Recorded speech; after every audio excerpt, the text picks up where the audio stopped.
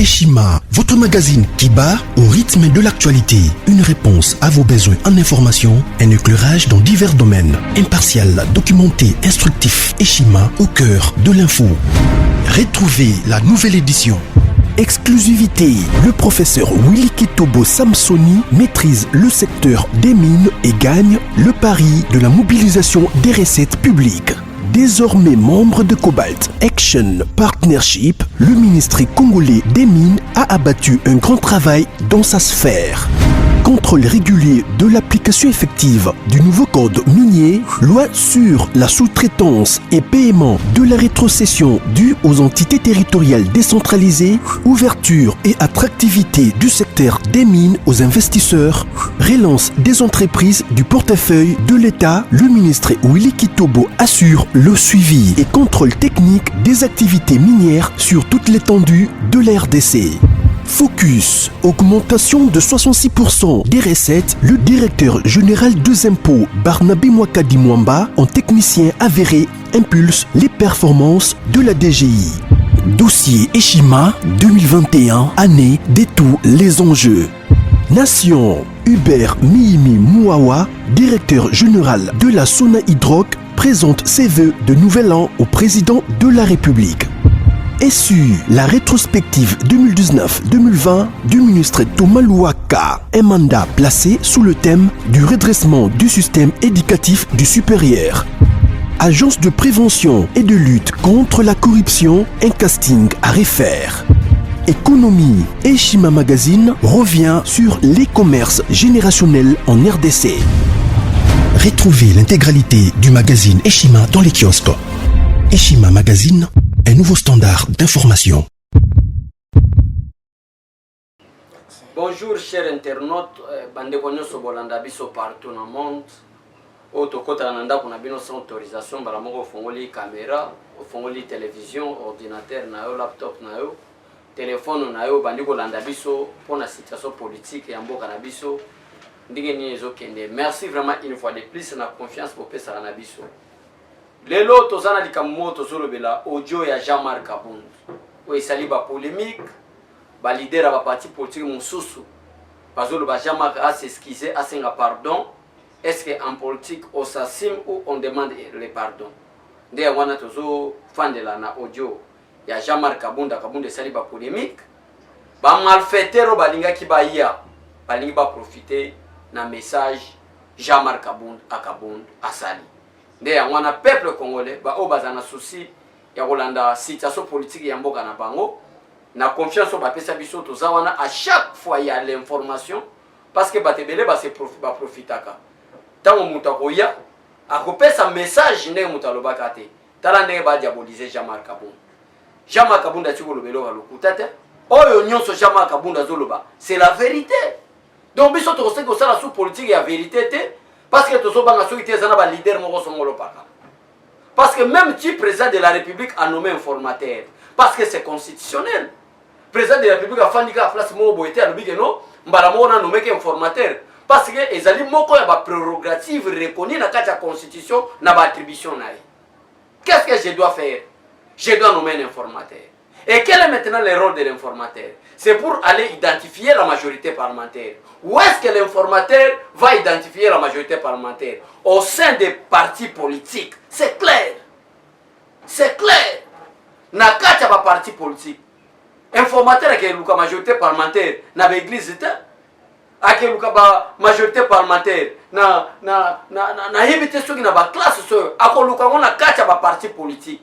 Abengi parti politique IDPS. Abengi parti politique G7, abengi parti politique ya Frank du MLP, abengi parti politique nyonso biso toyebi boyato sangana. C'est en fonction de parti politique de Jean-Marc Kabund a pesi message. Parce qu'il y a un message à Jean-Marc Kabund. Ou soit une nomination informateur par le président de la République. Bako kabola ba fonction par rapport à parti politique où il y a la majorité parlementaire parce que le président nomme les membres du gouvernement au sein de la majorité parlementaire. Et cette majorité parlementaire, babimisaka na kati ya parti politique. FDC a plus de députés plus que MLC. IDPS a plus de députés, plus que MLC. Comment est-ce que Jean-Pierre Bemba Koya, ou ayebi qu'il y a un informateur, à Kosala Moussala pour la majorité parlementaire, Bossenga primature, Bossenga Assemblée nationale, Bossenga Banque centrale, Bossenga ministère intérieur, Bossenga ministère de la finance. Et bon, après ça, ça va parti politique et belé, il y a le MLC, à Osengani. Et quand Jean-Marc Kaboul explique au peuple congolais qu'ils sont venus pour tuer l'union sacrée, Marco Bandi Olobake, Alobi Mabé, oui, on assume, parce qu'en politique, on assume, Bayaki pour nous demander l'union sacrée. Parce qu'il y a une négociation et ça, les maka. Négociation comme ça, le président Moïse Katumbi, le président Jean-Pierre Bemba Basengela quitté. On commence à niveau où c'est que tata, donc papa n'a pas ça mandé fonayo. On y a bien mandé fonayo, et pas tata. On sait que tata et papa, ngai parce que tu es dans l'union sacrée, qu'on l'a mandé fonayo pesanga. Mais l'affaire étrangère, les finances, la justice, la défense, l'intérieur, sont au pouvoir discrétionnaire du chef de l'État. Tant que vous avez que pesa l'intérieur, tant que vous avez que pesa la primature, tant que vous avez que pesa la défense. Au bout de ce la parti politique qui ont un nombre de députés. Et le gouvernement sort à un parti politique qui a plus de députés plus que les autres. Yo bali go sengango, boye mo président, a pesa la parti politique wana musoni. Et quand on explique au peuple congolais que bayaki pour la kotier, bo bali go bimasa ba fofuya, bo bali go zo raison mayele mabe bayaki nango, bo longola, bo diaboliser message à Jean-Marc Kaboul, que Jean-Marc Kaboul ndenga zawana asali mabe. Quel mabe Jean-Marc Kaboul asali? Par contre, si vous étiez des hommes intelligents, Bolinga Koyana cahier des charges, Bolobi Boyana Mibe Komboka, Bolobi conformément à la Constitution, nous MLC, nous ensemble pour les changements, nous avons 250 plus un député, nous sommes majoritaires, donnez-nous la primature, donnons-nous comme ça. Mais vous êtes incapable de expliquer. Boye Karambalamo, Bobandi Boya, on est tous à Boye Pessabiso primature. En fonction de quoi? Ce que Jean-Marc Kaboul a posé question. Alors, en fonction de quoi Bateau Bassengi primature, Bateau Bassengi Assemblée nationale. Bino Bopé argument Keni. Parce que vous avez parce que vous avez Katumbi. Tant que Jean-Marc a ici, c'est la vérité. Et la vérité, rien que la vérité, pour sauver la nation congolaise. Nous avons tiré dans l'attention et Bandeko Balanda Biso.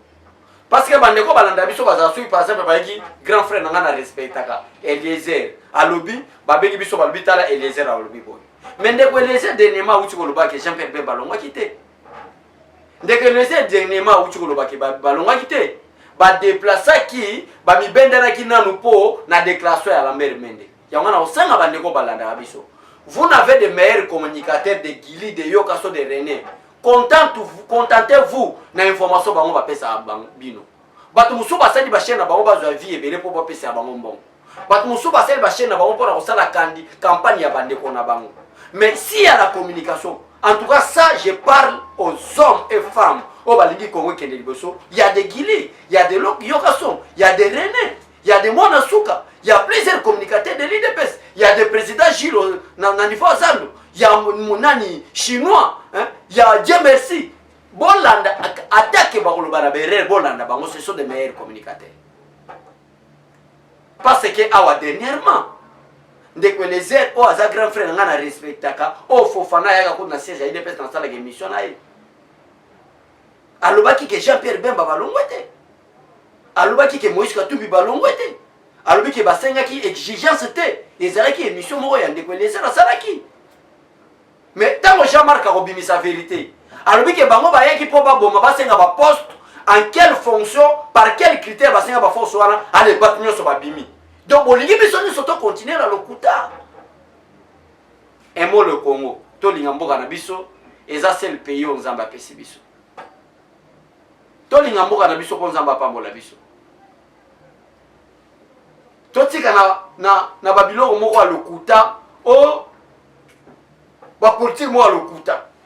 Donc ndenge Jean-Marc Kabunda bimisi vérité. Alors ce qui est clair. Bon moni na émission awa na wuchi ko ça l'émission na wuchi ko tali sabino na début émission ake. Ba pesa ka mutu fonction conformément à l'article 78 qui stipule le président nomme le premier ministre ainsi que les membres du gouvernement au sein de la majorité parlementaire. C'est-à-dire, votre parti politique doit avoir plus nombre de députés pour exiger fonction au poste. Par exemple, MLC, il a 17 députés.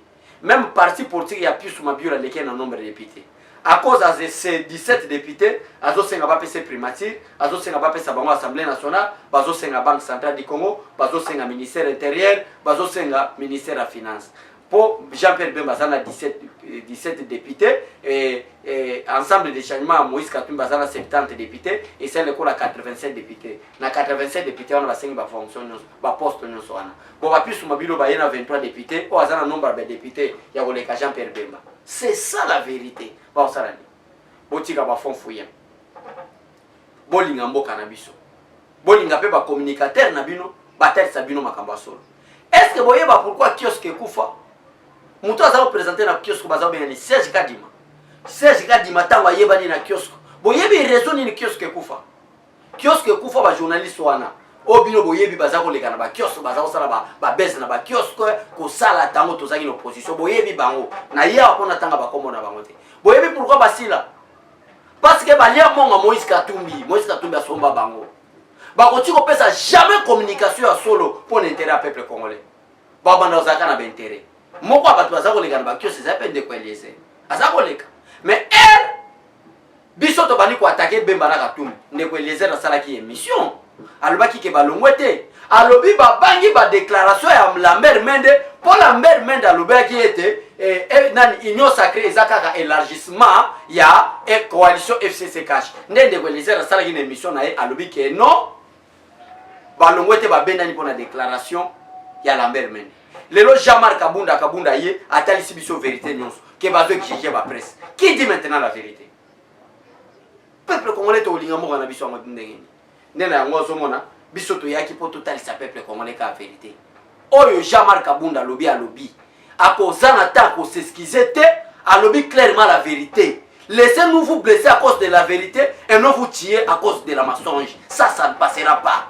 Mieux vaut être blessé par la vérité. Ole mutaki le roboma pona lokuta. Tika ba zoki sayo. Tika soki ko kufa pona vérité. Mais biso to boy to boma mutu pona lokuta. Wane ko simbati. Mieux vaut la vérité. S'il s'agit de mourir à cause de la vérité, on le fera. C'est clair. Donc yango to yaki na première partie na biso total sabino.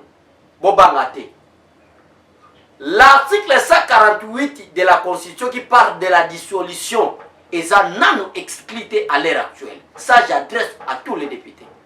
Parce que l'article 69 de la Constitution fait du président de la République un dictateur imposé.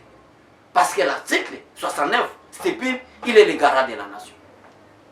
Il est l'arbitre des bons fonctionnements réguliers des institutions. Le président de la République.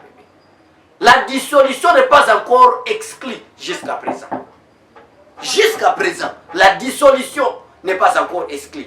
Au lieu d'y arriver là, au niveau de la dissolution, le président a choisi en tant que rassembleur. Boyato Sangana, Totonga Union Sacrée, Poto Kende Liboso. Bon, boulette que era lobby que na lobby Union Sacrée, même discours nae bato bazaraki attentif, balandi. Dissolution est en exclue. Dissolution est exclue. C'est au député maintenant. T'as l'hypocrisie. Abandonner à mon la Genève hypocrisie. Félix Tshisekedi est mon frère. Félix Tshisekedi est mon choix. Aïe Kolandamoti na Union Sacrée, je ne suis pas un demandeur de poste. Mais pourquoi vous exigez l'Assemblée nationale? Pourquoi vous exigez la primature? Pourquoi vous exigez le ministère de l'Intérieur? Pourquoi vous exigez la Banque centrale du Congo? Pourquoi vous exigez le ministère des Finances? Bandeko Musubiso Totigi Bazwani. Dans bino moko boza bégocentrique politique. Bandeko Musuba Bazwani. Pe bozo kende lwe besoin exiger ba ministère o ba benga ba ministère régalien. Non? Peuple congolais bolanda biso et vos apaisements, il n'y a rien. Mais c'est l'homme qui appelle. Boza la calme l'homme moko ya Rosalema ezalité. Deuxièmement, bokomi ko diaboliser l'informateur nommé par le président de la République. Azwaki 1 500 000 dollars pour ça la mosala. Yemoko pe abimi. Alobi azue le côté. Maintenant, bokomi ko diaboliser que Moussa les offre ne pas au bon côté. Est-ce que informateur so ba nommé batie informateur o Moussa nae eza 30 jours renouvelable une seule fois. Banda 30 jours renouvelable une seule fois. Bolingi informateur, président de la République a payé combien? Politique à diabolisation. L'île au président de la République à Bundeli. Oh, il est là pour combattre parce que le parlement de Bouba Misala parce que Félix Tshisekedi est un homme juste. Félix Tshisekedi n'est pas comme Kabila, qu'on favorise Kabata PPRD. Même nous là, au Bino Bato Bolinga Rabiso, jusqu'à présent on ne travaille pas. Mais nous savons qu'il y a quelque chose qui se prépare, non seulement pour l'intérêt d'Abécholé, non seulement pour l'intérêt des autres communicateurs de l'IDPS, mais pour l'intérêt du peuple congolais. Il y a quelque chose qui se prépare. Moutuna régime a Félix Tshisekedi à se retrouver. Alors, Bobandi va diabolisation. Bobandi va diabolisation. Nakaja va diabolisation, Nabino Ezali. Oh, informateur a eu 1 million. Parce que tango, basi lukwebo, agondimake 1 million. Va diaboliser balubiki corruption 1 million wana ezali kwa bandaki osoma ba parti politique tokosoma muduté ba député par exemple Jean-Marc Kabunda ayamba ki bangolobi ba sololi ensemble ba situation est calme il n'y a que 2 personnes atangi ba komo qui sème les troubles mais maintenant le lot président maintenant tout le président de la République azo ya ba député nyonso ya union sacrée osoma ki botika li nation. Même Bimi, qui est Katoumi Nabemba, chef de l'État. Parce que c'est aujourd'hui le président de la République, Azoya Baba député, nous sommes les lots, Azoya Baba. Botika Lokuta. C'est pour la communication, pour sa peuple congolais, confiance, pour sa information à solo. Botika information, il y a le Kuta pour ça la base. Aux la chaîne à télévision locale, aux alliés députés nationaux, aux alliés ministres, aux la chaîne nayo. Pesa information à solo. Koza la tête à bataille de pesa balobake. Jean-Pierre Bemba, Moïse Katumbi baye na intérêt égocentrique, intérêt égoïste, pour être bas ba poste nyonso, ba pesa bande mususu. Yo lokolo sala chaîne na yo, na mupanzi obité balongwete, ba se retirer na nupo, Lambert Menda sala ki déclaration songolo par la ba se retirer. Lelo vérité yebani, ba ki bazo wele la ba poste. Bima pe na chaîne na opesa information, pour être peuple pe alanda ko minga pesa ko de confiance à solo. Non. Tout le monde a biso, peut être mort à biso qui est liboso. Tous ensemble la mort à biso. Tant qu'il n'y a pas l'amour, parce que Batebela Balobaka, Ndoki a Komoka Congolais. Ennemi a Komoka Congolais et Moko. Congolais et Moko de Azalika ennemi. Yemoka ennemi Congolais. Yemoka ennemi. Congolais lingi, soit Bobongi binonyoso ensemble, soit binonyoso Bobozang ensemble. Congolais qui a sa chance c'est que Mouninga Oazui, alors que gloire à Dieu Azui, tout le Mouninga Payzali. Congolais qui a bloqué pour battre Balanda Batonasima. Bongo Mabe. Topé sa chance, na président Félix Tshisekedi des Amona Mboka, ou à un souci à peuple congolais, pour être Mboka Nabiso qui est liboso.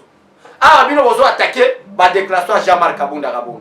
Mais bateau yo ba Jeannette Kabila. Oh, ba ko la déclaration, na ko libérer Ngoï Mulunda à l'immédiat. Il parle en qualité de qui? Il est qui Jeannette Kabila? Si ce n'est pas député national, à même pied d'égalité que Jean-Marc Kabunda. Oh, le pasteur Mobimba sali message ya haine. Na ba télévision. Pour te guerre civile bandakokota. Pourtant bandakobeta batu ya ethnie songolo pakala, batu ethnie wana pe babandi kobeta boye, guerre civile ekota wana ba projet na bino. Mais Jeannette Kabila, il faut condamner munani Ngoï Mulunda. A condamner te. Mais à ce juger libération à l'immédiat. On a bien profiter dans cela basangwa Congo pour n'atteindre sa peuple congolais bo banga intimidation à Jeannette Kabila te. Bango bata FCC batika na bango ba déclaration.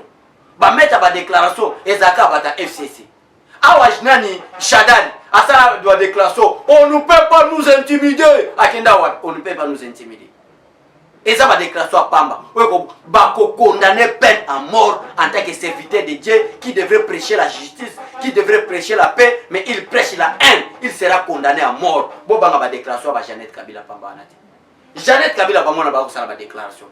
Si vous êtes vraiment des hommes justes, pourquoi pas vous condamner l'acte de Jeannette Kabila? Mais dès qu'il y a un leader de l'IDPS qui parle pour l'intérêt du peuple congolais, point de presse Bandigo Salema, Bandigo Salama déclaration. Non, président Félix Tshisekedi sera une majorité parlementaire en tant que garant de la nation, il va dissoudre l'Assemblée nationale. Ça c'est constitutionnel, c'est clair.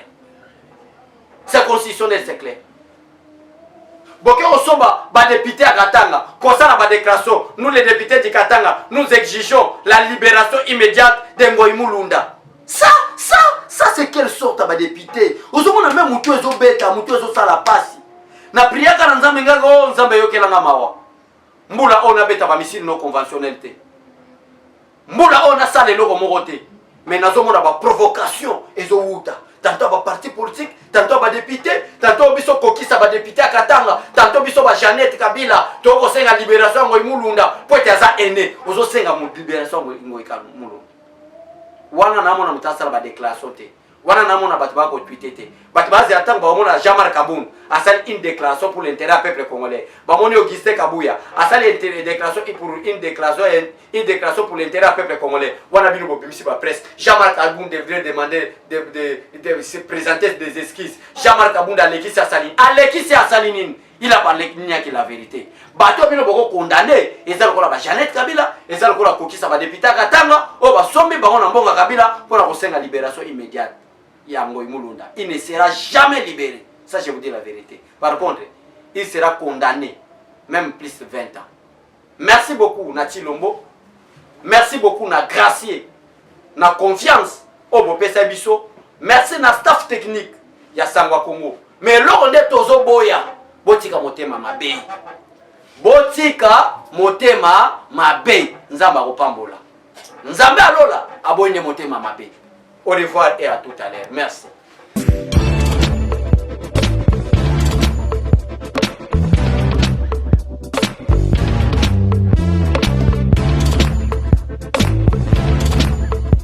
Conteneur yango todo sala. Adi Londolé Feli. Ah, Mosengo Feli. Todo sala conteneur, ma voiture todo tina na Kisasa. Ma carton ils ont qui Kinshasa. Et en plus, la bonne chose, voiture na yo quand on tina na Kisasa te prends pas la tête. Yela bisongo chargé